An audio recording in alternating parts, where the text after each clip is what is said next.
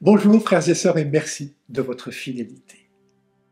Alors que nous sommes tout proches de Noël, l'évangile de ce dimanche nous emmène dans la maison d'Élisabeth.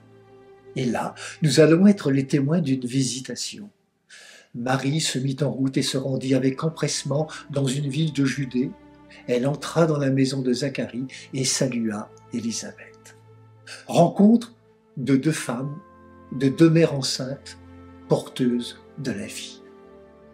Mais regardons un peu plus loin dans l'évangile de Saint Luc, tandis que Jésus est déjà adulte.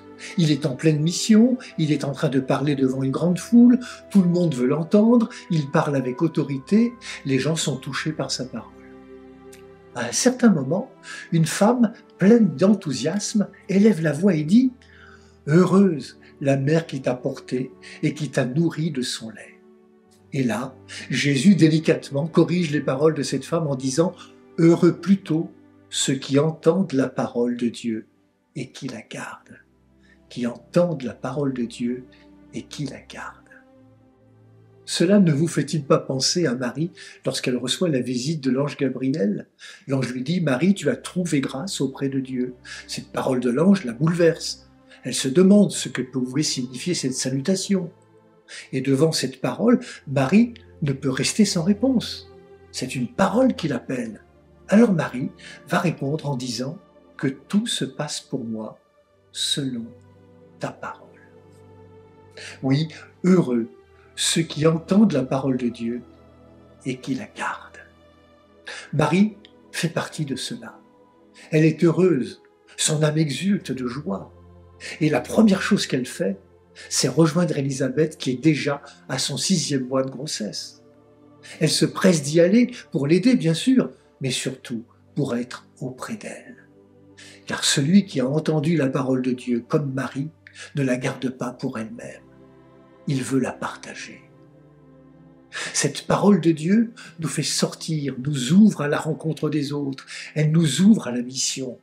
Cette parole a déplacé Marie vers Élisabeth. Et voilà les deux mères qui se rencontrent dans la joie. Élisabeth porte celui qui sera la voix qui crie dans le désert, qui invite à la conversion et prépare le chemin du Seigneur. Marie, quant à elle, porte l'enfant de la promesse, celui que les prophètes avaient annoncé. On vient d'en entendre un, Michée, qui disait « Il se dressera, il sera leur berger, et lui-même, il sera la paix ». L'Épître aux Hébreux nous dit quant à lui que Jésus n'est pas venu pour offrir des sacrifices ou des holocaustes, mais qu'il s'est donné lui-même en son corps et en son sang, autrement dit, tout entier, pour nous et pour notre salut. Comme Élisabeth l'a reconnu alors qu'il était caché dans le sein de Marie sa mère, nous pourrons reconnaître Jésus caché incognito dans tous les petits qui sont aujourd'hui sur nos routes. Noël est presque là. Ayons l'audace d'accepter que Dieu entre dans nos vies par les petites portes de cette vie. Acceptons par la foi d'être mis en route par le Seigneur. Ah oui, j'allais oublier. Vous avez remarqué que la foi habite tout cet évangile et que la foi rime avec joie. Heureuse celle qui a cru à l'accomplissement des paroles qui lui furent dites de la part du Seigneur.